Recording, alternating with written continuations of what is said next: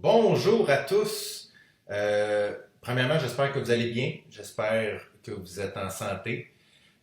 J'espère aussi que vous respectez les consignes. C'est évidemment extrêmement important. On est tous ensemble là-dedans. On est tous dans le même bateau. Et le plus on va respecter les consignes, le plus rapidement on va se sortir de tout ça, avec le moins de dommages possible, le plus rapidement on va revenir à la vie normale. J'espère que vous restez positif à travers tout ça. J'espère que le moral est bon et que vous vous divertissez le mieux possible. Et c'est exactement pour ça qu'on est ici en ce moment, pour essayer de se divertir un peu. Je vous ai donné une liste de 3 spectacles à regarder. C'est 3 spectacles qui sont sortis sur Netflix dans les dernières semaines. C'est 3 humoristes américains que moi j'apprécie particulièrement. C'est 3 humoristes assez établis qui ont sorti, c'est leur tout nouveau spectacle. On les a regardés et on va en discuter. Je vais en discuter avec Simon Cohen et Guillaume Wagner, qui sont 2 de mes meilleurs amis, mais aussi 2 des personnes les plus passionnées d'humour que je connaisse. On va en discuter, ce qu'on en a pensé. Le but premier de tout ça, c'est de vous faire découvrir des nouveaux artistes. Moi, il n'y a rien que j'aime plus au monde que de découvrir un nouvel humoriste, un nouveau style, de le faire découvrir aux gens et ensuite de ça, de partager nos opinions par rapport à tout ça. Parce que oui, il va y avoir des opinions, évidemment, qui vont être émises sur ce qu'on a vu. C'est des opinions qui sont 100% personnelles. Personne a la vérité. C'est la beauté de l'art. C'est que c'est complètement subjectif. On peut pas dire que quelque chose n'est pas bon ou bon. On peut juste dire que quelque chose nous a rejoint ou pas rejoint, nous a parlé ou pas parlé. Euh, c'est pas parce que moi j'ai aimé quelque chose et que quelqu'un d'autre n'a pas aimé quelque chose que je considère que cette personne-là n'a rien compris. Absolument pas. C'est la beauté des opinions, c'est la beauté des discussions. Je vous invite à partager les vôtres, vos opinions sur les spectacles que je vous ai proposés. Je vais les lire. Je vais alimenter les discussions du mieux que je peux. Je vous invite évidemment à le faire dans le respect, le plus grand des respects, ce qu'on fait nous-mêmes aussi. Je sais pas encore, on n'a pas discuté encore, je sais peut-être même pas si on va être d'accord, si on va être d'accord, si on va avoir les mêmes opinions. Donc, j'espère que ça va vous plaire. J'espère que ça va vous faire passer le temps un peu. J'espère que ça va vous donner peut-être envie de découvrir des nouveaux humoristes. On fait ça avec les moyens du bord, évidemment. Je ne sais pas si le son est bon, la lumière, tout ça. On fait du mieux qu'on peut. Le but, c'est de juste s'amuser. Et donc, j'attends vos commentaires. Je vais les lire. Je vais m'amuser à travers tout ça. Donc, écrivez-moi. Et bonne écoute. Fait que, c'est ça, man, faut absolument que tu écoutes ça, là. C'est génial. De quoi, Kurt, tu parles? Ouais, la saison 10. Ah, Ben, moi, je suis un gros fan, là, fait que j'adore son style d'écriture. Je trouve ça toujours vraiment brillant, mais là, tu sais, je trouve que c'est maîtrisé en Chris, là. Ah, ça n'a pas de bon sens. J'ai commencé Veep aussi, je ne l'avais pas écouté. Veep? Ouais, Ouais, c'est avec Julia Louis-Dreyfus ouais, de Seinfeld. ouais. Puis c'est écrit par Armando Iannucci. C'est un Brit que j'aime vraiment beaucoup. Il écrit tellement bien. Puis je sais pas pourquoi j'avais jamais écouté ça, puis j'ai commencé à écouter ça, c'est fucking bon. Je pense que c'est Ouais. le fait que c'est de la politique là, qui m'intéressait pas. Mais man, c'est punché, là. Je pense que ça me fait un peu penser. C'est très caméra à l'épaule aussi, un peu comme Curb. C'est fucking drôle, là. Ah ouais, hein. Vraiment. Et genre 15 minutes, j'étais comme, man, je pense qu'il y a 800 gags. Man, ah ouais, Veep, ça? Ouais. Ouais, c'est ça, ça commence, c'est comme bang, bang, bang, bang, bang, bang, bang tout le temps, puis t'en manques plein, c'est comme fuck, le gars, il écrit en tabarnak, là. Ouais. Ah Ouais, c'est ouais, vraiment hein? bon. Ouais. J'ai entendu souvent parler, mais j'ai jamais. Ouais, moi tout, jamais je m'étais écouté. jamais lancé, là, finalement, je l'ai fait, puis c'est excellent. Ah ouais, hein? Ah, tant mieux. Ouais. Tant mieux. On va me mettre là-dessus. Sinon, vous écoutez les shows? Ouais. Ouais, moi j'ai écouté toutes les shows. On va commencer par Bert Kreischer, mettons. Qu'est-ce que vous en avez pensé? Commencer parce que moi, je suis pas un fan. Là. Je Non, pense que hein? la dernière fois, on Ben- avait jasé, j'étais comme.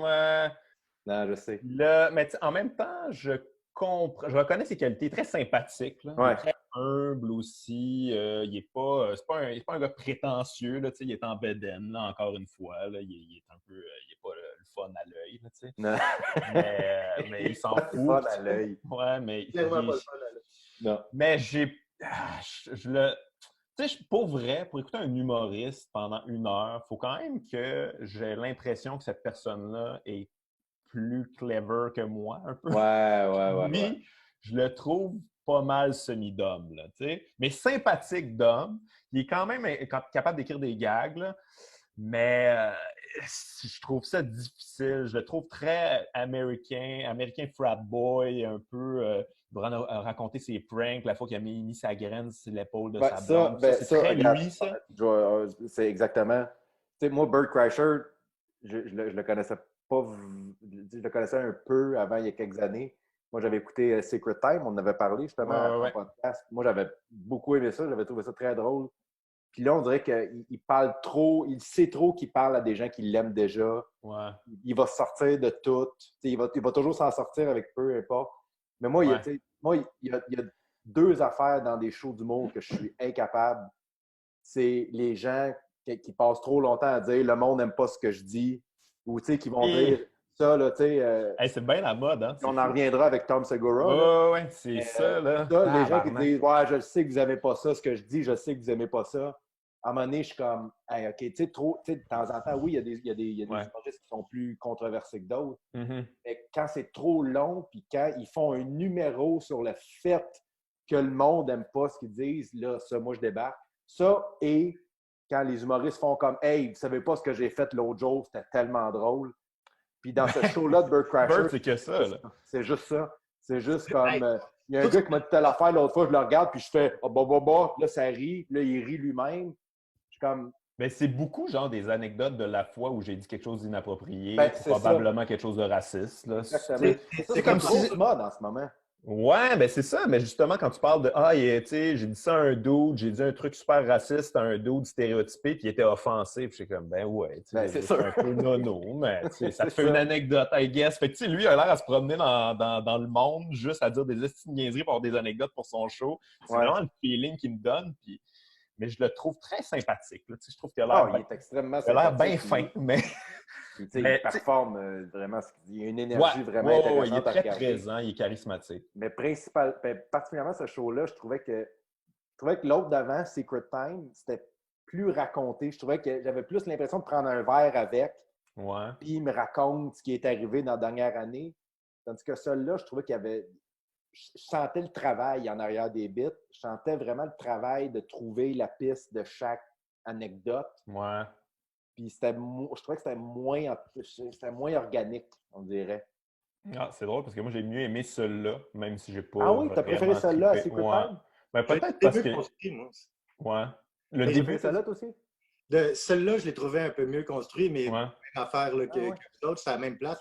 Moi aussi, le fait qu'il fasse il y a des gens qui m'aiment pas ou n'importe quoi, ce que ça fait aussi, c'est juste qu'il se remet à refaire les mêmes numéros que le show d'avant. Tu sais, parce qu'il reparle de ces affaires-là, puis il refait un bit là-dessus, mais tu sais, il n'y a pas vraiment plus à apporter que juste « Hey, checker comment je vais au bout de mon affaire », tu sais. Mais c'est tout le temps comme, je sais pas, dans l'autre show avant, il y avait la même affaire avec des anecdotes, tout ce qui fait rire des blacks en faisant des jokes racistes. On dirait juste que c'est comme des gars inventés qui fait hey, correct qu'un ami black. Tu sais, le bout du Starbucks, là.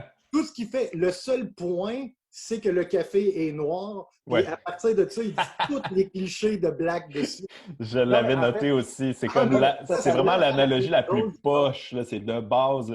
Le mot est noir, fait que je fais des jokes noirs racistes. Mais mon café est en retard. Mais l'affaire, c'est que ce bit-là, la première fois que je l'ai écouté, j'ai juste entendu des jokes les jokes de café noir, tout ça. Mais quand tu le réécoutes, tu comprends qu'au début, ce qu'il dit, c'est qu'il parle qu'on est rendu dans une époque où les gens s'offensent pour d'autres personnes. Quand tu écoutes le bit, c'est ça, c'est qu'il raconte tout ça, ce qu'il a dit au barista, puis qu'il y a une madame à côté qui s'est offusquée, mais c'est comme, c'est un semi-gag à la fin. On dirait que ça devient juste une anecdote, il n'y a plus de message en arrière. Puis, mais je trouve que la prémisse est bonne, mais je trouve que c'est mal amené finalement. Puis, c'est que le fallait être là, sur scène, c'est la pire chose. Vraiment. Il fallait être là quand tu es humoriste. Mais il est très fallait être là quand même, Bert. Principalement, ce show-là, moi, je trouvais ça très fallait être là. L'autre, on avait l'impression d'être au camping avec. Celui-là, c'est comme ça. Non, mais c'est ça, c'est exactement. À l'autre, j'avais l'impression de prendre un verre avec, puis il me raconte des affaires, puis je ris avec lui. Sur une chaise. C'est ça, tu sais, j'ai fait ça. des anecdotes qui, des fois... Moi, pour vrai, lui, je l'écoutais dans ce show-là, puis je me disais, oh mon Dieu, tu sais, je pense qu'il y a des moments où tu es un peu problématique, tu sais, ou que, tu sais, comme quand il parle, ben là, une de ses anecdotes, c'est je m'occupe de mes enfants tout seul, puis je capote parce que je le fais jamais. Puis t'es comme, man, t'es un père, genre, ça t'arrive jamais d'avoir des enfants tout seul. Puis là, il me raconte à quel point il est pourri, puis il échappe les balles, puis tout ça. Puis il me raconte beaucoup d'anecdotes, genre, on comprend qu'il est alcoolique, qu'il fume du weed tout le temps, t'es comme... Tu sais, au début, c'est comme drôle, puis à un moment donné, tu fais « Ah non, je pense que tu as des problèmes d'autres. Je pense que tu vas peut-être consulter. Ça te fait des bonnes anecdotes, I guess. » Mais...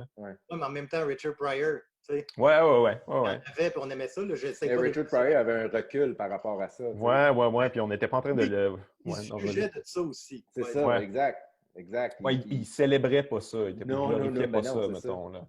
Mais moi, je pense que j'ai mieux aimé ce show-là parce qu'il y a un gag que j'ai trouvé fucking bon. Là, genre, quand je suis jaloux d'un gag, c'est que je le trouve très bon. C'est le gag des chiens Drass en disant que les nazis, finalement, n'avaient pas le bon projet. Là. Si on avait comme mis la race aryenne, ça aurait juste été des madames qui boitent. Puis ça, je trouve ça non, c'est excellent. ça. Il y a des bijoux à travers ça. C'est très bon. Ça, je trouve ça clever. Tu me dis pas un gag de même, je fais comme, je te fais confiance, tu peux m'en faire d'autres.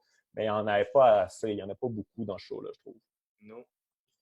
Non, c'est très... Puis, mais les guns... je veux savoir, je ne sais pas si tu sais. Ouais, les guns. C'est très américain. Hein? Les guns, ouais, c'est ça que j'allais dire. Avez-vous un malaise, vous? Moi, j'ai eu un malaise de faire comme... Je ne sais pas pourquoi. C'est peut-être à chaque fois qu'un humoriste parle de guns, tout ça, puis on dirait que c'est comme la réaction du public. C'est très américain, là. Il fait que je fais comme « Ah, ouais, OK, vous avez les référents. Vous, ça me rend mal à l'aise. » Je ne sais pas pourquoi. C'est vraiment bizarre.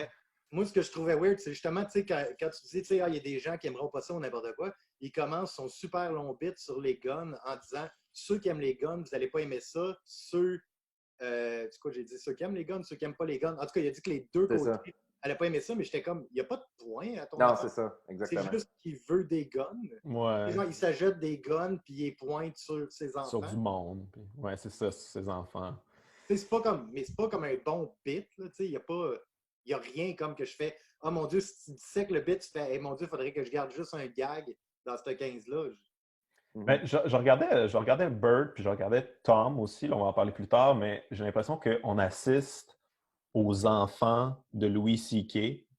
On est comme pogné. Tu sais, genre, c'est tous les mêmes patterns de mes enfants sont caves, dire les affaires les plus trash qu'il n'y a pas juste pour the fuck of it. Tu sais, c'est à peu près les mêmes patterns. Puis moi, c'est quand même l'humour, c'est de la surprise. Là. Tu sais, moi, Louis C.K., j'aimais ça parce que j'étais surpris. J'ai comme, mon Dieu, jamais personne qui a fait ça. Mais là, tout le monde le fait. Puis là, je suis juste comme, ouais.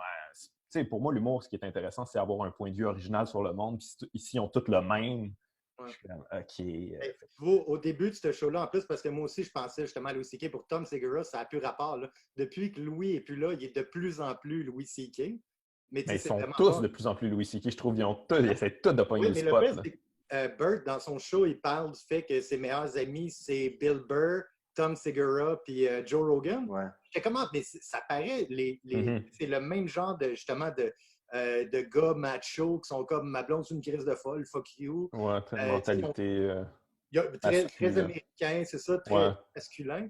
Puis, mais au final, ça se ressemble, puis les bits, ils s'entrecoupent toutes, là, tu sais. Veux pas, c'est normal, il y a plein d'affaires qui vont ensemble, sauf que là, quand il les a dit, j'étais comme, quand il a nommé ses trois amis, j'étais comme, me semble que j'écouterais eux autres à la place. Ouais, c'est ça. Mais c'est ça. Quand tu fais quelque chose qui est à peu près pareil comme les autres, t'es mieux d'être le meilleur de la patente. Ça me fait penser à Seinfeld à l'époque, que tout le monde voulait faire de l'humour d'observation. Tout d'un coup, il y a plein de gens qui faisaient les déclinaisons de Seinfeld. Puis tu comme, écoutez Seinfeld. C'est à peu près le même point de vue sur le monde, des micro-observations, clever, puis tout ça. Mais c'est parce que là, tu n'es pas le premier. Fait que tu vas être oublié, puis ça va être c'est un peu plate. T'sais. Ouais, c'est ça. Mais je le trouve vraiment, je reviens là-dessus, mais je le trouve très sympathique. J'ai écouté son podcast, il y a un podcast aussi, Bert, qui est quand même assez bon. Puis j'ai écouté un épisode sur Dane Cook. Je ne sais pas si tu as entendu ça là, Gouache.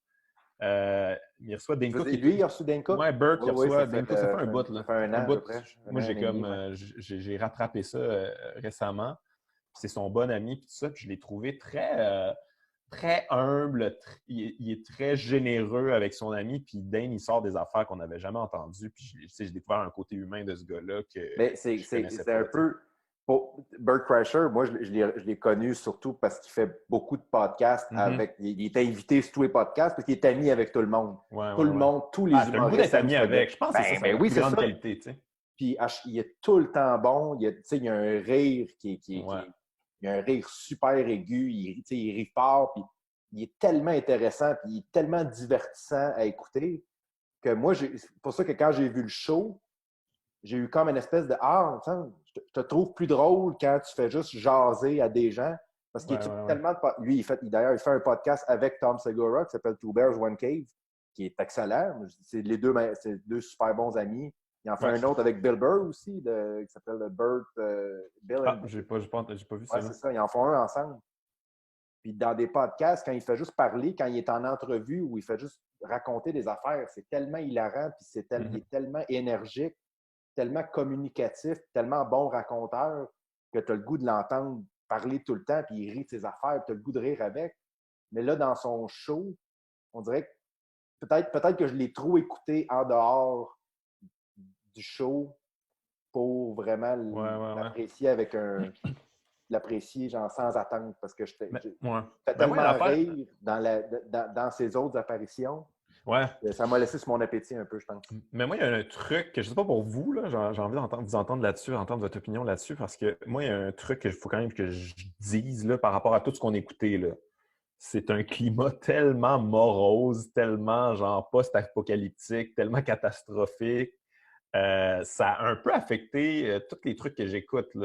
Puis, bon, moi, j'ai toujours aimé plus quand on me dit quelque chose, là, quand on me parle, là, qu'on s'adresse, qu'on a pas un message, mais un propos, là, qu'il y a un angle différent sur le monde. Puis moi, les affaires légères, avant, je tripais moins, mais là, je serais genre vraiment plus, on dirait que ça m'emmerde. Je suis comme, hey, man, pourquoi tu me dis ça, là, man? C'est la catastrophe dehors. Je sais que ça a été TP avant, mais c'est juste que je trouve ça plus lourd qu'avant. J'avais de la misère à me laisser aller vraiment plus que normalement.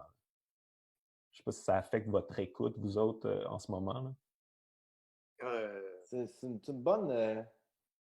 On dirait que parce que Bird, je l'ai regardé, ça fait un petit bout qui est sorti.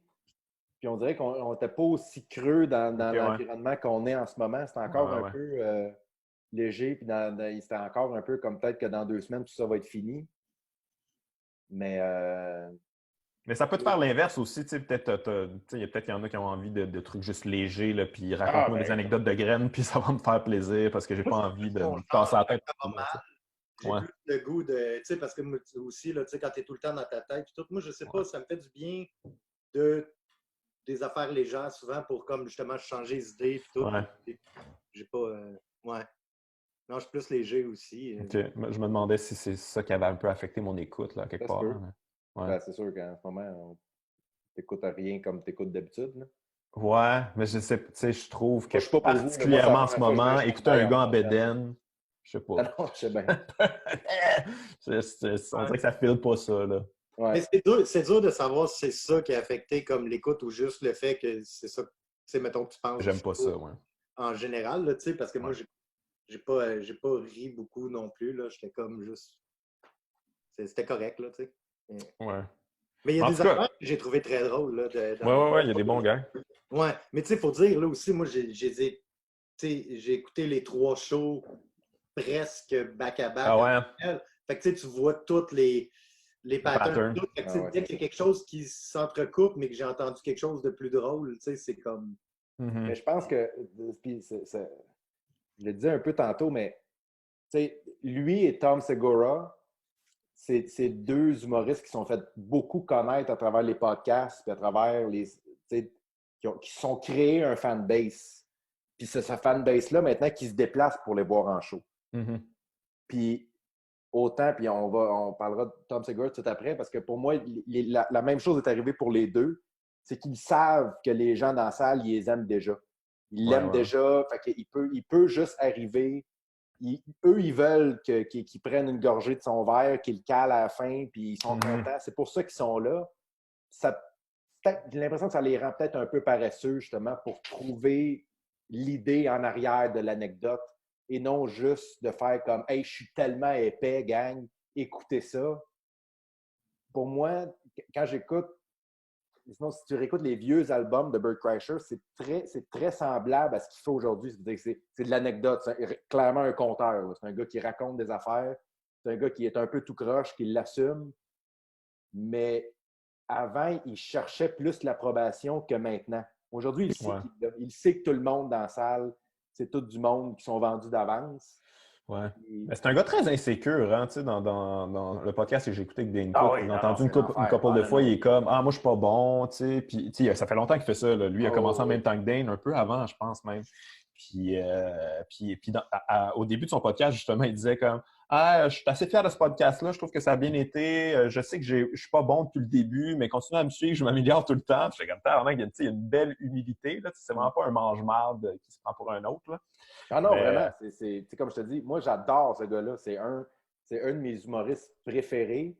Puis ce show-là m'a laissé sur ma faim tellement je le trouve drôle dans la vie. Là. Ouais. En tout cas, moi, j'étais content pour lui, pour son show. À la fin, là, le monde capote, ça se lève, puis là, il est touchant. Là, il est comment c'est mon meilleur show à vie. Puis, il y a son moment là, en ce moment. Là. C'est son pic, là, niveau attirer du monde, puis niveau de popularité. Fait que je suis content pour lui. Même si je ne suis pas un méga fan, mais il a travaillé fort pour, j'ai l'impression. Là, il a bâti son fanbase là, de la manière tough. Absolument. Moi, je n'avais pas vu ça. C'est ça. J'ai juste vu l'autre show d'avant, puis celle-là. Je pense que j'ai trouvé l'autre plus drôle, mais celle-là mieux construit. Ouais. C'est ça. Tom Segura? Ouais.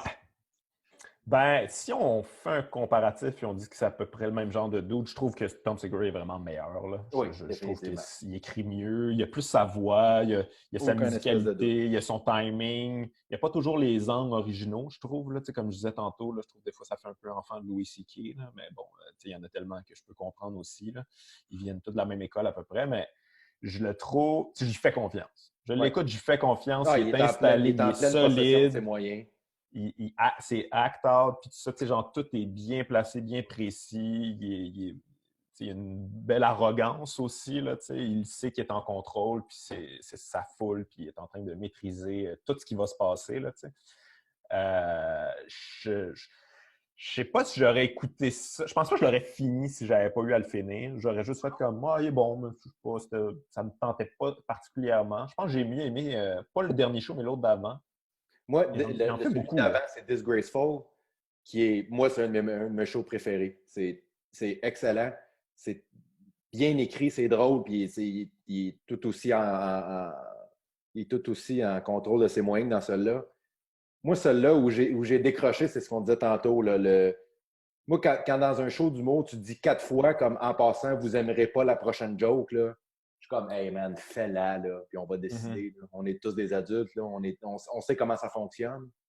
Ouais. Puis quand il revient beaucoup dans l'autre show d'avant, dans Disgraceful, il faisait des jokes de la Louisiane. Là, il revient dans ce show-là.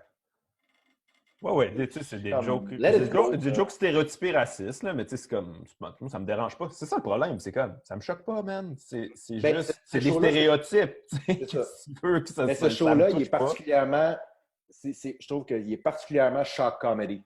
Je trouve qu'il est particulièrement. Il y a bien des gars que c'est comme. Tu sais qu'il ne pense probablement pas, ou qu'à la limite qu'il s'en fout, qu'il en a essayé plein d'autres, puis c'est avec ce gag-là qu'il y a le plus de oh, puis il aime ça.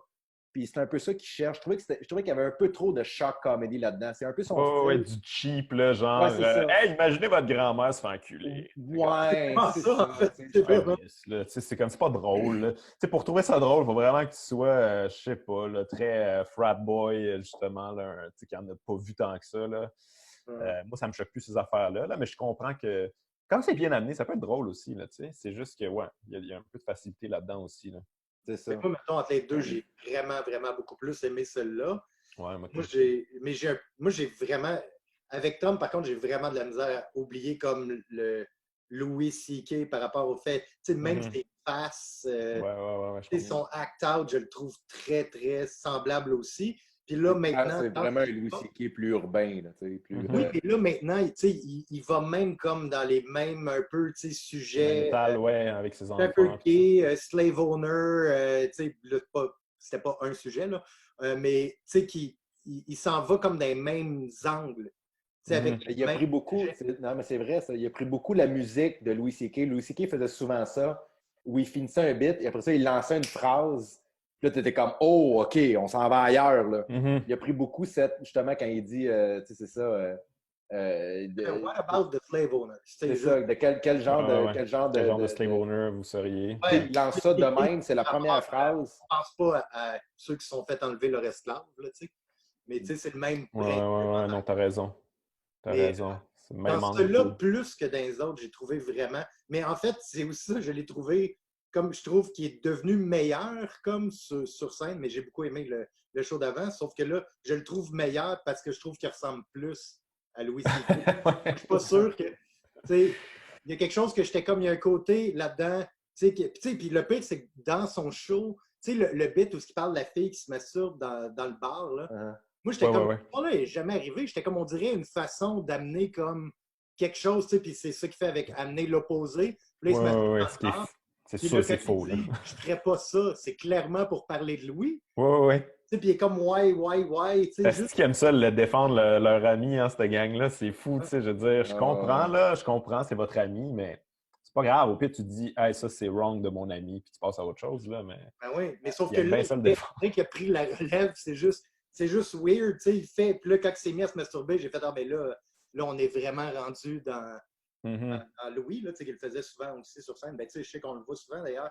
C'est une note que j'ai appris par rapport aux 3 shows.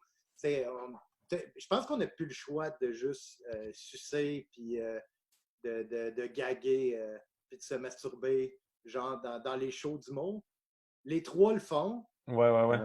Mais maintenant, dans quasiment toutes les shows, genre, il y a ça, tu sais, puis je me rappelle pas si vous en avez, mais tu sais, il y a tellement de monde qui ont ça que on dirait que c'est juste quand tu te mets à faire du stand-up assez longtemps, tu n'as pas le choix de finir avec ça. C'est comme un genre de point Godwin.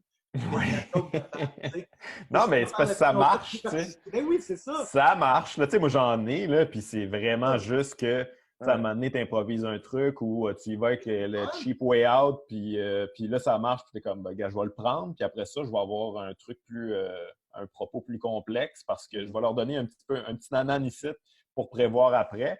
Mais ça marche, c'est ça qui est... Tu sais, des fois, c'est frustrant parce que je vais l'enlever plus tard, puis là, tu le gardes tout le temps. Moi, j'aime encore ça. Je trouve que c'est super important. De toute façon, les jokes de vibe. De toute façon, là, je dis ça en particulier, mais tu sais, quand je travaillais, mettons, sur les galas, c'était ça, là, tu sais, tu mets comme la liste des numéros avec les punch-out, puis tu sais, le punch-out, t'écris juste comme le mot-clé de la joke, puis c'était juste comme pénis, queue, vagin, fesse, boule. C'est ça, tu sais, c'est juste, ça a tout le temps été ça, puis en même temps, c'est normal, c'est parce que là, tu fais ton bit, tu mets ce joke-là dans le milieu, je m'excuse, mais ça va être ton gars qui va marcher le plus, tu sais. Oui. Mais on est on est des Nord-Américains, on est d'une descendance religieuse, les Américains aussi sont très prudes, puis ça marche tout le temps, ces affaires-là. Je pense que t'es pas supposé dire battre puis faire Mais c'est l'affaire la plus... c'est ça, hein? C'est un bon point, peut-être que c'est juste... C'est ça, parce que moi, comme je te dis, je trouve que c'est très shock comedy comme show que moi, tu peux pas dire ça, ça me fait pas rire. Ça me fait zéro. Puis je trouve qu'il y en a trop dans le show. On a vu beaucoup aussi. C'est ça l'affaire. On est dur à surprendre là-dessus. Puis c'est ça, c'est que c'est rendu à un point où il y en a tellement qui le font que ça monte. La barre est rendue tellement haute que là, tu es obligé d'avoir... Puis ça fait longtemps qu'elle est haute. Là, je veux dire, Sam Kinison, en 1989, faisait genre un cadavre qui se fait enculer. Là, je veux dire, il était à terre, puis il se faisait... Je pense déjà là, on avait atteint le point de non-retour, puis on est encore en train de faire ça. Mais ça marche. On réinvente rien, ça fonctionne. Non, mais de toute façon, c'est quand même que c'est l'affaire la plus universelle du monde en même temps. N'importe où tu vas dans le monde, le sexe, c'est comme un peu un tabou, mais en même temps, on aime tout ça. Là. Tu vas dans un party de famille, les matantes, ils font des jokes de cul. Là. Mais c'est ça, c'est parce que c'est un faux tabou. C'est pour ça que c'est payant. Là. C'est parce que là, les gens ont l'impression, oh my God, il est edgy. Mais c'est comme, ben non, j'ai pris absolument aucun risque. Là. J'ai juste... non seulement j'ai pris le tabou risque que vous acceptez. Vous allez l'accepter. Là. Non seulement j'ai pris vraiment des vrais tabous, vous n'allez pas aimer ça. C'est ça. Mais non seulement j'ai pris aucun risque, mais j'ai écrit aucun gag. Ouais. Moi, c'est plus ça. Mettons, je pense à Jesselnick, qui... C'est que il n'a pas des jokes de cul. Hein? Toi, tu parles de dire genre choqué ou. Oui, genre de parler. Tu sais, parce que, mettons, Jeselnik n'est pas nécessairement mon préféré, mais reste que c'est bien rare qu'il va dire quelque chose juste parce qu'il n'a pas le droit de le dire. Il va toujours trouver un gag, trouver une musique, trouver une façon de te surprendre. Moi, c'est pas mon préféré nécessairement, mais il faut que j'y donne que, écoute, c'est toujours la même chose, puis il réussit à me surprendre quand même de temps en temps. Mais tu sais, lui, au moins, il va toujours aller chercher un gag en arrière. Il va toujours l'amener d'une façon drôle pour...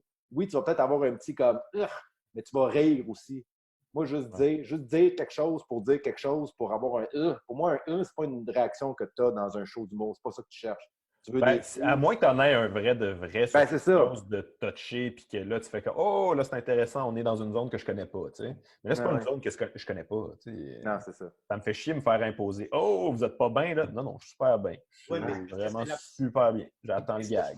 C'est pas pour nous pas un pékin pour le public, tu sais, genre en général, parce que comme ça, tu t'assures d'avoir personne à dos, tu sais. Tu as ceux qui aiment ça déjà, puis ceux qui sont fragiles, tu les prends par la main puis tu les emmènes. Fait que, tu sais, c'est une béquille, là. Ah ouais, puis tu les entends crier, là, tu sais, quand ils entendent de ces affaires-là. Wow, comme si c'était je sais pas quoi. Ils adorent ça, là. Ça, justement, c'est un signe qu'il est en train de jouer devant des gens qu'il sait très bien. Il sait qu'il ne choque pas, parce qu'il sait que c'est ses fans.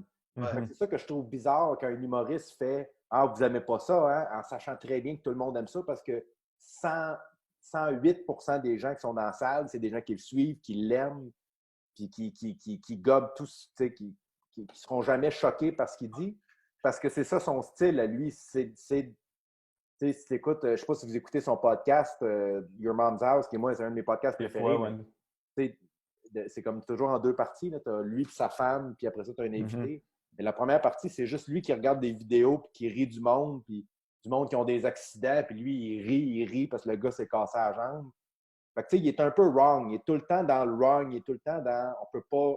Moi, je vais rire alors que personne d'autre va en rire, alors que tu peux pas en rire. Fait que c'est sûr qu'il attire ça comme public, là. Mais il y a un bon exemple. Il y a un bon exemple dans le show où tu dis que, tu sais, quand tu dis qu'ils sont trop vendus, il y a un bon... en fait, la finale, tu sais, quand il parle de « Ah, moi, j'aime pas ça, les 69 », là, il y a une grosse clap. Ouh! Puis c'est comme... Là, vous pensez qu'il a dit quelque chose de edgy, mais il vient de dire de quoi de super prude, là, genre, il n'aime pas faire des 69. En fait, c'est ça l'affaire, c'est que dans ce show-là, particulièrement, il le faisait un peu dans l'autre d'avant, mais ce show-là, il y en a beaucoup. Son podcast à lui qu'il fait avec sa femme, c'est très, très niché. Puis, moi, je le recommande à tout le monde qui me parle. As-tu un podcast à me conseiller? Je le conseille tout le temps. Sauf que je leur dis, je t'avertis, là, ça va te prendre 4-5 shows pour, un, comprendre le rythme, puis deux, comprendre toutes les références. Là. C'est un show, il y a bien des insides. Beaucoup d'insides. Puis, puis dans ce show-là, il y en a beaucoup que moi j'ai reconnu parce que j'écoute son podcast, là, mais il y a bien des affaires que quelqu'un qui ne connaît pas, qui n'écoute pas son podcast, va faire pourquoi les gens réagissent. Moi, je le sais, parce que dans un épisode, à un moment donné, il dit TikTok fait telle affaire. C'est que dans son podcast, TikTok, c'est quelqu'un qui n'est pas brillant.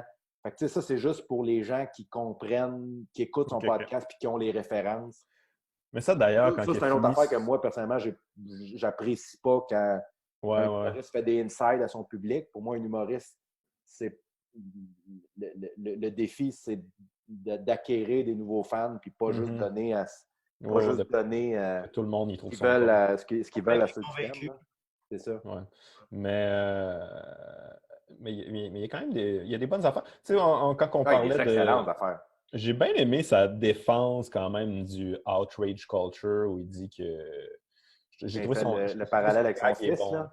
Ouais. Ça, c'est excellent. Je trouve ça très bien. Je trouve ça bien fait. Tu sais, même si je pense pas que je suis nécessairement d'accord avec lui en général sur ce take-là, j'ai trouvé ça bien écrit, bien amené, drôle. Mais tu vois à quel point, c'est ça que tu vois dans ce show-là, à quel point, à chaque fois que je me rendais compte qu'à chaque fois qu'il prenait son temps, il y avait toujours quelque chose de brillant après. Puis quand il allait vite, c'était toujours un peu comme... tu sais, dans celui-là, il dit, juste avant ce bit-là, je trouvais ça le fun quand il dit « Je pense que vous avez le droit d'être offusqué par des affaires. Je pense que vous avez tout à fait le droit d'être offusqué et de le dire que vous êtes offusqué.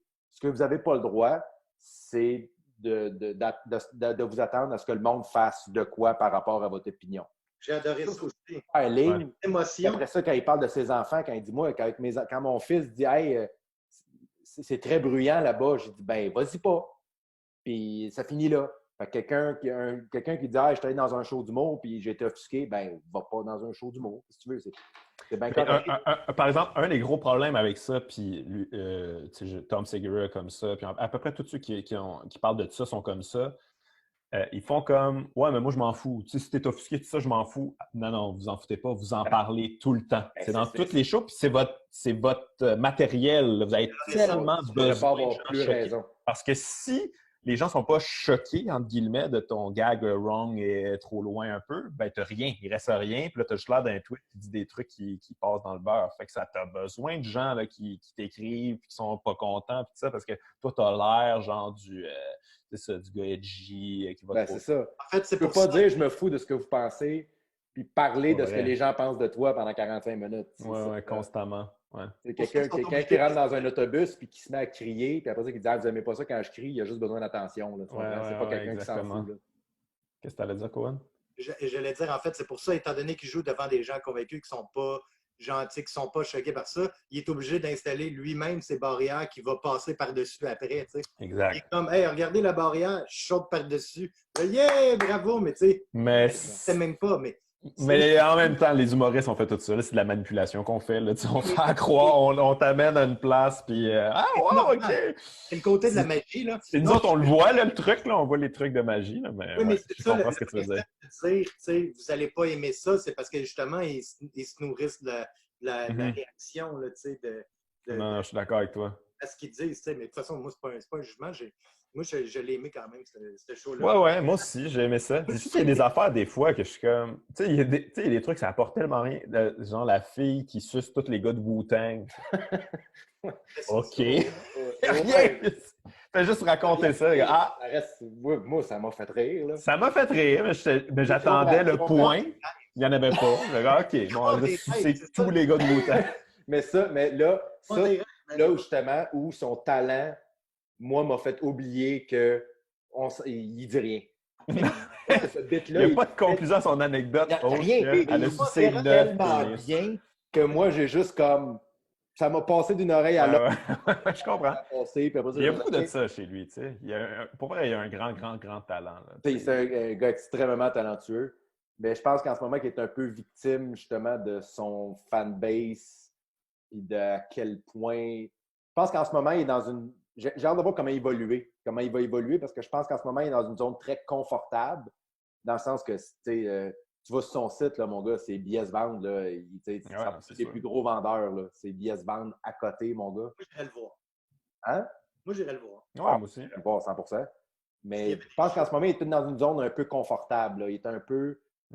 que ce qui nous amène au prochain, ce que Louis C.K., je trouve, évidemment... il faut faire attention qu'on parle de lui, là, mais je trouve que Louis C.K. n'est jamais tombé dans une zone confortable, même quand il est devenu populaire. Puis là, si on parle de Marc Maron, ce que je reproche, entre guillemets, à Bert Kreischer et à Tom Segura, d'avoir fait, OK, là, j'ai mon fanbase, fait que je vais juste comme surfer sur mon fanbase, je ne me mettrai pas dans le trouble, je n'aurai pas nécessairement à travailler tant que ça parce que la première idée, les gens vont la prendre et ils vont l'aimer. Que Marc Maron n'a jamais fait, puis je trouve qu'il ne fait pas encore dans le dernier. Ouais, ben tu sais, je pense que c'est une autre affaire. Je pense que, tu sais, Marc Maron, puis je dis ça, là, je veux pas... je pense que ce mot-là est quand même un peu galvaudé, mais j'ai l'impression que Marc Maron, c'est un artiste, puis les autres, c'est des humoristes. Là, dans le sens qu'ils essaient de créer une œuvre, là, ça paraît. Là, ils essaient de construire un truc, le rapper, ils essaient de dire quelque chose au travers de tout ça. Il n'y a rien de mal à ne pas faire ça, là, mais j'ai l'impression qu'il essaie vraiment de pousser son art à un autre niveau à chaque fois. Ouais. Je pense que là, il est rendu au top. C'est sûr qu'en volume de rire, en décibels de rire, Maron ne les accorde pas. Non. Mais je ne sais pas pour vous, mais moi, j'ai trouvé ça. Je veux dire, je trouvais que c'est la continuité de. On était tous là. On est tous allés voir le show live. On l'a tous vu live. Ben c'est ça, moi, ça m'a. Ouais, mais moi, j'ai trouvé ça moins bon quand même que live. Ça a été mon problème, en fait. J'ai tellement aimé ça live. Pour moi, live, c'est un des meilleurs shows que j'ai vu. Je capotais.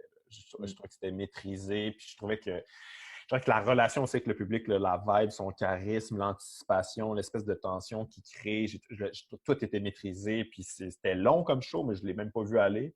Là, le special, c'est 1h10, je pense. 1h10, 1h20. Là, tout est condensé. Puis je trouvais ça plus froid un peu. On dirait que tu sens moins... Honnêtement, la salle n'aide pas non plus. Ça a l'air, je ne comprends pas pourquoi. Il a filmé ça dans une salle assez particulière, on dirait. Ouais. Il est au même niveau que les gens. C'est une petite scène. Je pense qu'il voulait que ça look, mais ça look... Je me demande si ça l'aide. Ouais. Non. Ouais, parce qu'il est revenu un peu... Tu sais, Tinky Pain, c'était exactement ça. C'est parfait, man. Dans un club, lui, il a besoin de ça. Club, être proche du monde, assis, il te regarde. Puis ouais. Puis là, c'était comme... Je ne sais pas si l'environnement l'a tant aidé, mais... Moi, je pense que son suit ne l'aide pas, en passant. Ça n'a pas de bon sens. Sacrément, il a l'air d'un gars qui croit en l'énergie des roches. Ça n'a pas de bon sens. Je ne comprends pas. Son petit... la première fois que j'ai vu le trailer, j'ai fait... il va avoir une coupure à un moment donné. Ça va comme couper à lui. Tu fais comme, penses-tu vraiment que j'allais porter ça? Puis comme, ah non, il y a vraiment une veste de chasse. C'est pas un bon look. Non, il revient de la pêche. Ça a l'air que... Mais tu vois qu'il pense qu'il s'est habillé propre. C'est ça qui est drôle. Ouais. Mais tu sais, il y a 56 ans aussi. Sauf que, en même temps, tu vois, des trois humoristes, c'est clairement le plus vieux des trois. Mais j'ai trouvé que c'est celui qui était quand même, on dirait, le plus on point par rapport à la société, par rapport à la vie ou par rapport à tout ce que les gens vivent alentour. C'est le plus woke. Le plus woke. Ben ça, man, son gag sur woke, est-ce que c'est bon? Il dit, je suis à 85% woke, le reste du 15%, je le garde pour moi, puis c'est ça, être woke. Ça, c'est gold. C'est exactement ça. C'est vrai, là, moi aussi, des fois, là, je suis comme la culture woke, je suis comme, ça, je suis pas sûr, on va le garder pour moi, mais je suis peut-être mon oncle, je suis peut-être calme. Mais c'est parfait, c'est tellement bon. Mais il a tellement... Moi, il s'arrête jamais à la première idée, puis on l'a vu, nous autres, on était chanceux parce qu'on a vu, comme je te dis, il a fait quoi, 2h30, c'était pas 2h40 quand on l'a vu live. Puis tout est réfléchi, il y a une réflexion en arrière de tout. Puis c'est qu'il prend, genre, les angoisses de la société puis ses angoisses personnelles, puis genre, il fait ça de même, puis t'es comme, man, c'est pas, puis il rappe ça, il écrit bien, c'est ça, c'est très personnel tout en étant une critique sociale, ce qui est quand même très, très dur à faire, plus que les gens pensent. Aussi, ce que lui fait pas, Bert Kreischer, pas tant, parce que Bert Kreischer, c'est plus des anecdotes, mais tu sais, Tom Segura, il fait beaucoup dans son show. Il dit, tu sais, le monde est cave, t'es un épais, tu comprends rien, tout ça. Maron, il va jamais faire ça. Il va toujours prendre quelque chose dans lequel il n'est pas d'accord ou quelque chose qu'il trouve épais, mais il va le ramener à lui, puis il va dire, tu es épais de trouver ça épais. Fait que t'es jamais dans le jugement, t'es juste quelqu'un tu vois juste quelqu'un qui a 50 000 idées puis angoisses qui passent à travers la tête, qui essaye de dealer tout ça, qui est clairement trop intelligent pour son anxiété, qui est juste comme, qui pour sa propre tête. Puis mais la façon de communiquer qu'il a.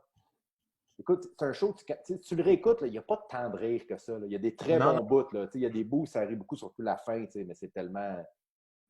La fin, c'est spécial. Là. Ouais, non, avant, il y a bien des bouts où ça ne rit pas tant que ça, mais il est tellement intéressant que, mon gars, je l'écouterais parler. C'est vraiment quelqu'un que c'est pas grave quand ça rit pas. Exactement. Non, c'est pas grave. Sans puncher tout le temps. Ouais. C'est ça qui est fascinant. C'est comme si Vraiment, c'est comme si... En fait, ça doit être un des seuls humoristes qui met plus d'énergie dans ses prémices que ses punchs.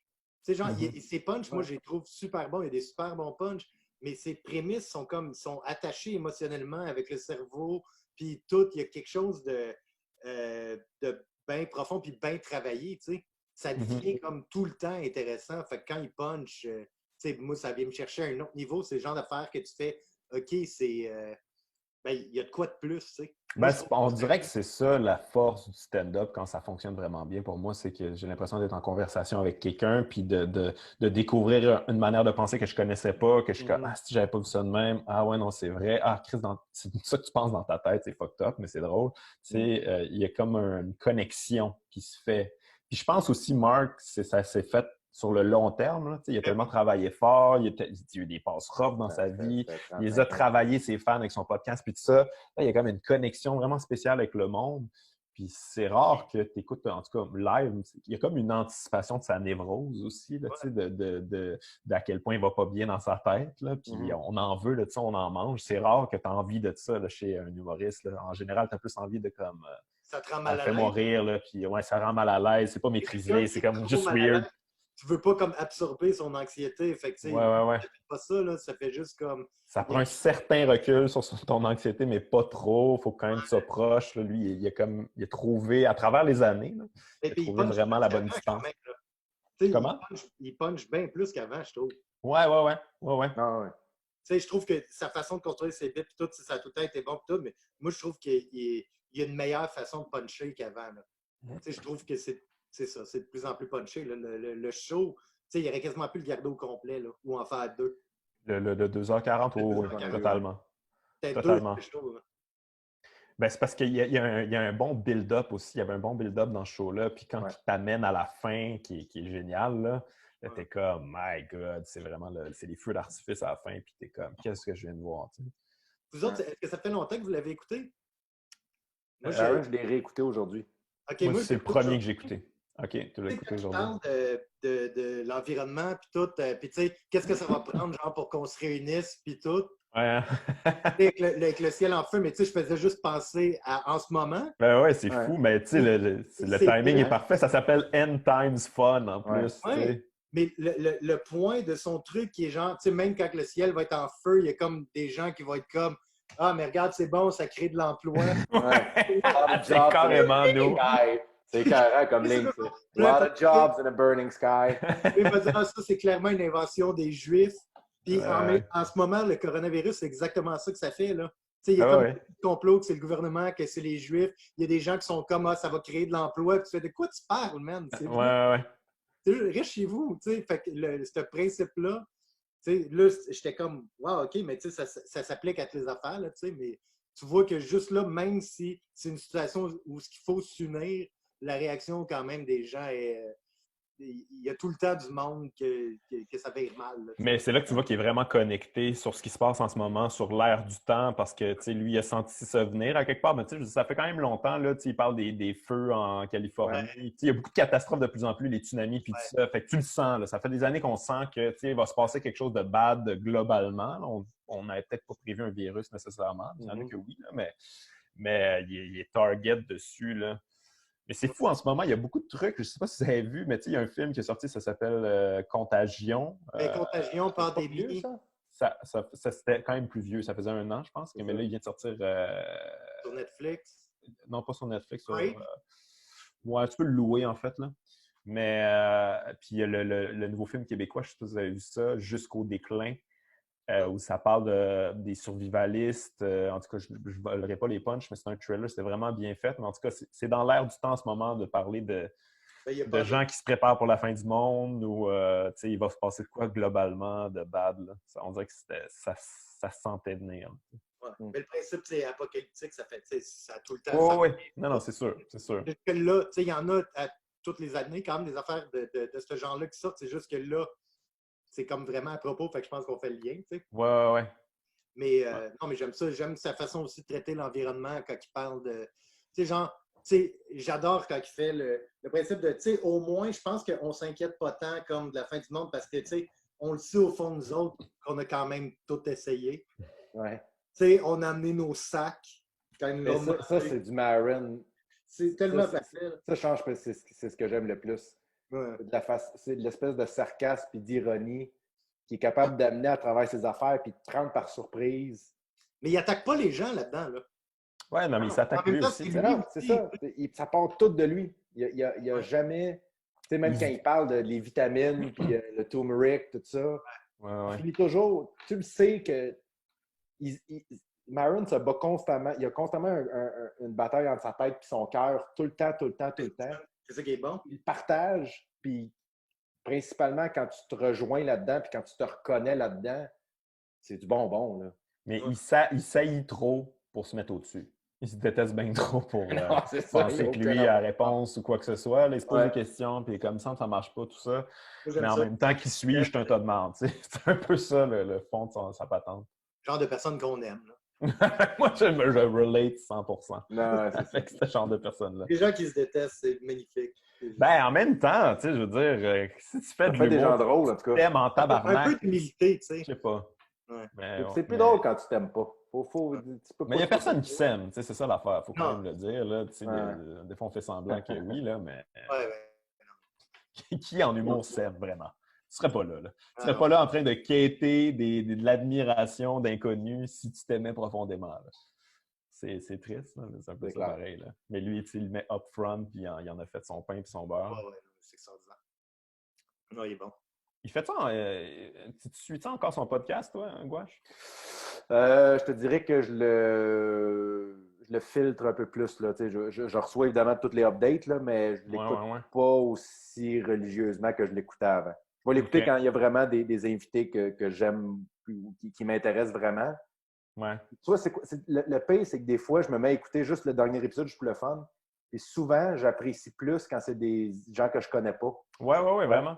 C'est vraiment plus intéressant. Mais non, je dois t'avouer que je ne l'écoute pas aussi religieusement qu'avant. Ouais, je le sens un petit peu moins investi d'ailleurs dans son podcast. Là, comme c'est un peu fait sa carrière, puis là, sa carrière est faite, puis il est comme moi, je vais le continuer parce qu'il faut quand même que je respecte pourquoi je suis là, mais il est un peu comme. Ouais. Mais j'adore son genre d'entrevue, tu sais, où il se met toujours au centre. Mon père, là, il est vraiment excellent pour interviewer. Là. Ben, il est excellent, mais il est mauvais en même temps parce qu'il se met toujours au centre de tout. Mais moi, j'adore ça. Je trouve qu'il y a quelque chose de weird là-dedans il ramène tout à lui, mais en même temps, il est intéressé pour vrai. Il est comme angoissé sur comment l'autre personne le perçoit. Puis, il y a comme plusieurs couches à ses podcasts. C'est pas juste des entrevues. Là. Ouais. Il règle ses problèmes personnels là, au travers de tout ça.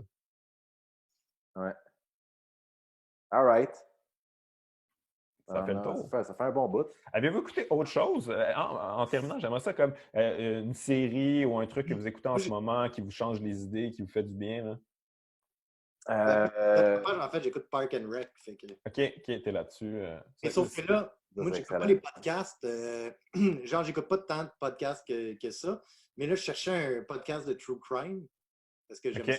Ouais. Puis, je suis tombé sur un que j'ai téléchargé mais que j'ai pas écouté, mais c'est Ron Burgundy qui anime un True Crime en podcast. C'est sérieux? C'est bon. C'est l'air extraordinaire. What the fuck? Encore, mais pour vrai, j'ai vu ça. J'ai juste écrit True Crime, genre dans ma recherche de podcast. Là, je tombe là-dessus, je fais « Oh mon Dieu, mais c'est extraordinaire. » Ron Burgundy qui fait la narration d'un True Crime. Mais c'est pas un vrai, c'est comme c'est une histoire inventée. Ouais. Mais il va falloir que j'écoute ça, là. Sinon, pas vraiment. Mais tu sais, Curb, là. La dernière saison, moi, je l'ai dévoré. Là. Elle sort sur Crave. Puis, je pense que ça jouait les dimanches parce que comme le lundi matin, il y avait un nouvel épisode tout le temps. C'est aussi bon que ça l'a toujours été. Avez-vous écouté Tiger King, vous? J'ai pas écouté encore. Non plus. Okay.